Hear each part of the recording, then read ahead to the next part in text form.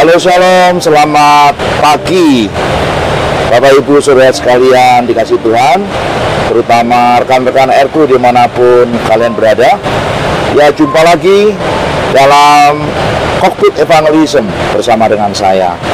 Nah, pagi hari ini kami berdua sedang melaksanakan tugas penerbangan.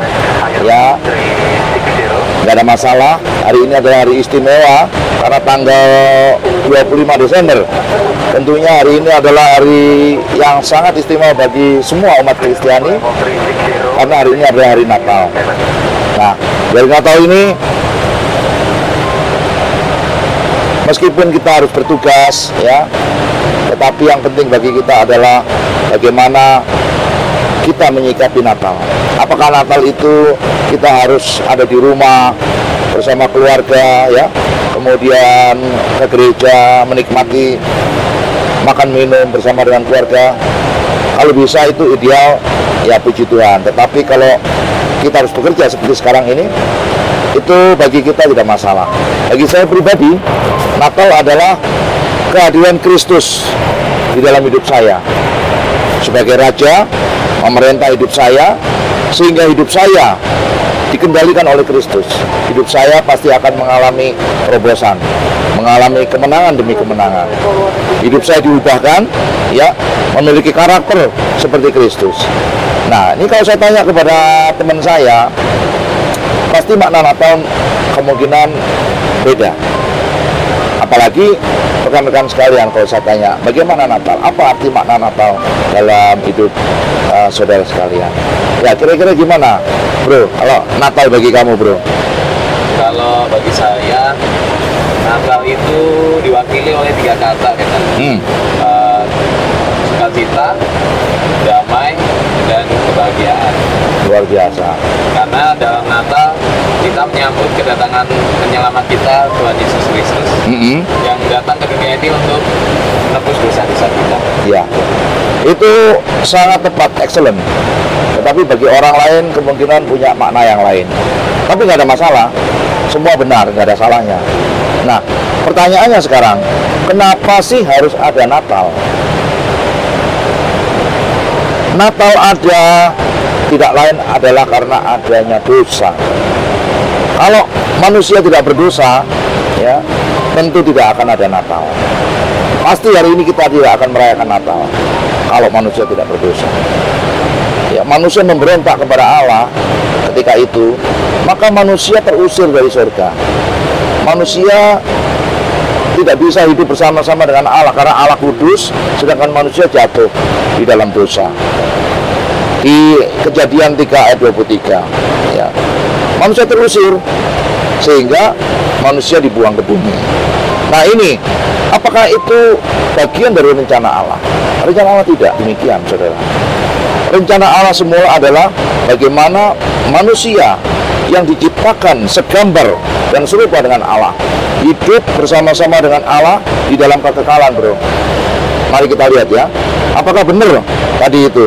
Kita lihat Kejadian 1 ayat 27. Maka Allah menciptakan manusia menurut gambarnya. Menurut gambar Allah diciptakannya dia, laki-laki dan perempuan diciptakannya mereka. Jadi rencana Allah semula itu menciptakan manusia segambar dengan Allah untuk memiliki sifat-sifat keilahian, memiliki kuasa, ya, hidup kekal bersama-sama dengan Allah.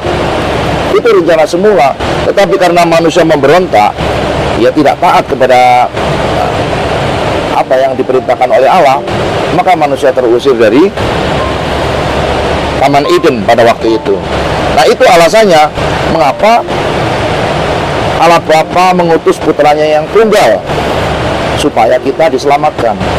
Yohanes 3 ayat 16. Kita lihat ya, Yohanes 3 ayat 16, bro. Yohanes 3:16, karena begitu besar kasih Allah akan dunia ini, sehingga ia telah mengaruniakan anaknya yang tunggal, supaya setiap orang yang percaya kepadanya tidak binasa, melainkan beroleh hidup yang kekal. Anaknya yang tunggal satu-satunya, ya, tidak ada lain selain Yesus Kristus. Di luar Yesus adalah palsu, ya. Itu, bro, maksud daripada Yohanes 3:16. Nah, kita semua ini orang berdosa, ya. maka kita kehilangan kemuliaan Allah. Roma 3 ayat 23. Karena manusia, semua manusia berdosa, ya, maka kita kehilangan kemuliaan Allah, ya. Itu. Nah, pertanyaannya sekarang, bisakah manusia menyelamatkan dirinya sendiri? Kira-kira menurut kamu gimana? Bisa nggak manusia menyelamatkan dirinya sendiri? Nggak bisa. Kenapa manusia nggak bisa menyelamatkan dirinya? Ya tadi itu jawabannya, Roma 3:23. Semua manusia telah jatuh dalam dosa dan kehilangan kemuliaan Allah. Ya, karena manusia berdosa, darahnya najis, bro. Najis. Maka kita membutuhkan juru selamat. Kita lihat ya, apakah benar bahwa manusia itu darahnya najis?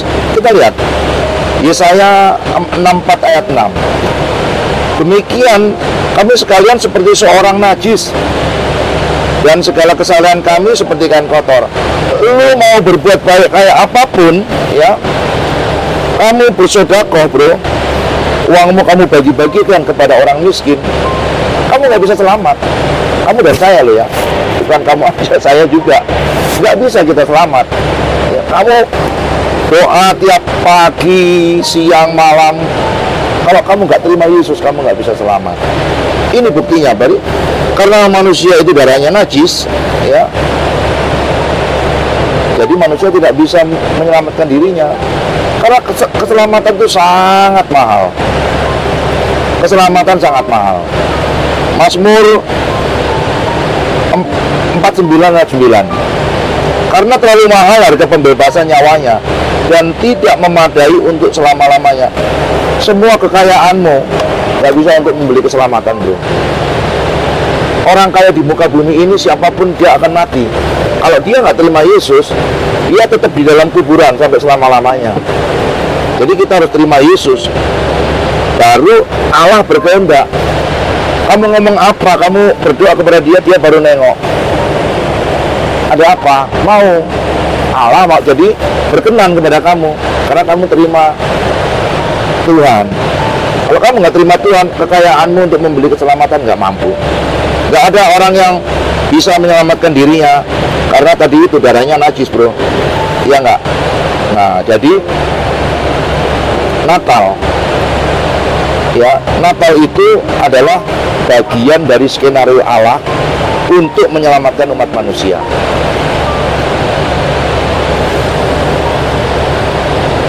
Adam adalah manusia pertama yang membawa kita kepada dosa dan kematian kekal.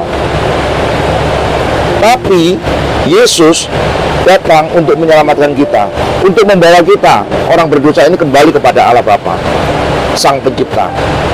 Jadi kesimpulannya, tanpa Natal tidak ada keselamatan, ya.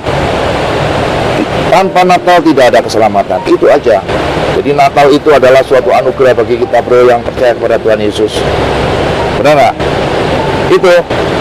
Jadi kesimpulannya itu, kita bersyukur Tuhan datang kepada kita, ya, menjadi manusia serupa dengan kita dan taat sampai mati.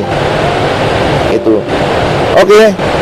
Itu aja renungan kita, obrolan kita pagi hari ini. Kira-kira ya, harapan saya menjadi berkat bagi siapapun yang mendengarkan obrolan kita berdua, ya, bro, ya.